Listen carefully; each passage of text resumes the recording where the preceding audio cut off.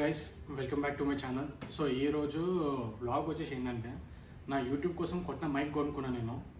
So ఆ mic పేరు వచ్చేసి హాలీల్యాండ్ లార్క్ M2. ఇప్పుడే కాలేజ్ ఎగ్జామ్ వేసి వచ్చిన డెలివరీ అయితే వచ్చేసింది. సో ఈ బాక్స్ ఓపెన్ చేసి చూస్తే ఫస్ట్ ఇది మైక్కి స్టిక్కర్ ఇంకా ఇది మాన్యువల్ బుక్ ఇచ్చిందో. నెక్స్ట్ వచ్చేసి కేజ్లా ఈ కేజ్లో కెమెరాకు ట్రాన్స్మిటర్ ఉన్నది, ఇక రెండు మైక్ ఉన్నది. మైక్ వచ్చేసి బటన్ సైజ్ ₹1 కాయిన్ అంటే ఉంటుంది సైజ్. ఇది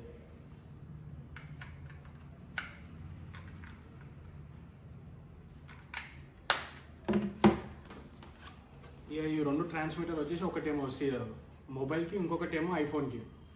ఇక నా దగ్గర iPhone 15 లేదు కాబట్టి ఇక నార్మల్ C కేబుల్ది ఐఫోన్ కేబుల్ది ఆర్డర్ చేసుకున్నాను నేనైతే.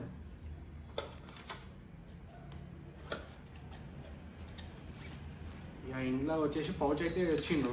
ఈ పౌచ్లో ఒక ఛార్జింగ్ కేబుల్ ఇచ్చిండు. ఇక ఇవి వచ్చేసి డెడ్ క్యాట్ అంటారంట, మైక్కి పెట్టుకుంటారంట నాయిస్ క్యాన్సిలేషన్ కోసం.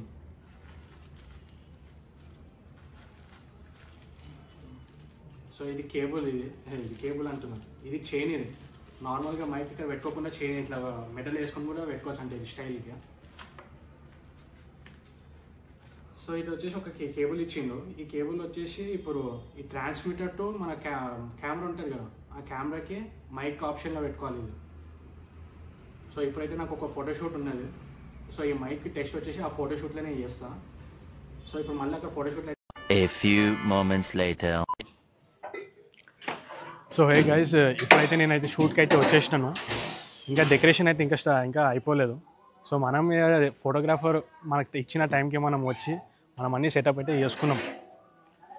ఇక బాబు రాగానే ఫోటోలు తీసేసేయాలి. మళ్ళీ ఇక గ్రూప్ ఫొటోస్, ఇక దాని తర్వాత ఇక డైనింగ్ అయిపోతుంది. ఇక ఇప్పుడు మీ అందరికి ఒక ఫోటోగ్రాఫర్ నిజంగా పడే కష్టం ఏంటంటే మీకు చెప్తున్నా ఆగండి.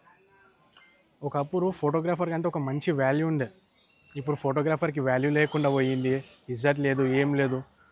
ఆ ఫోటోగ్రాఫర్కి మర్యాద లేకుండా పిలుస్తుంది. అరే ఇక్కడ ఒక ఫోటోది, అరే అదే ఫోటోది, ఈ ఫోటోది.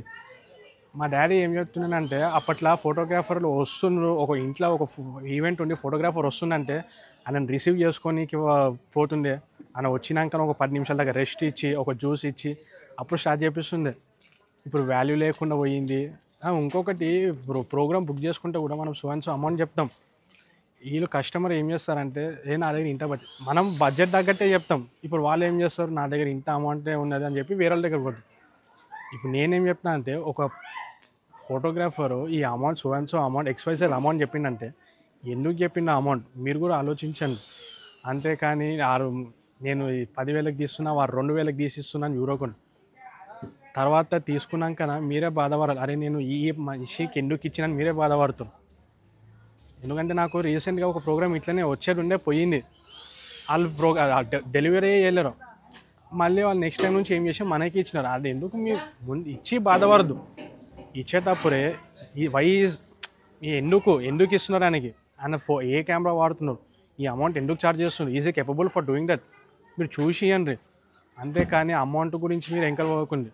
మరి ఏ క్వాలిటీ ప్రిఫర్ చేస్తున్నారు అన్నీ చూసి ఇవ్వండి. 3 days later.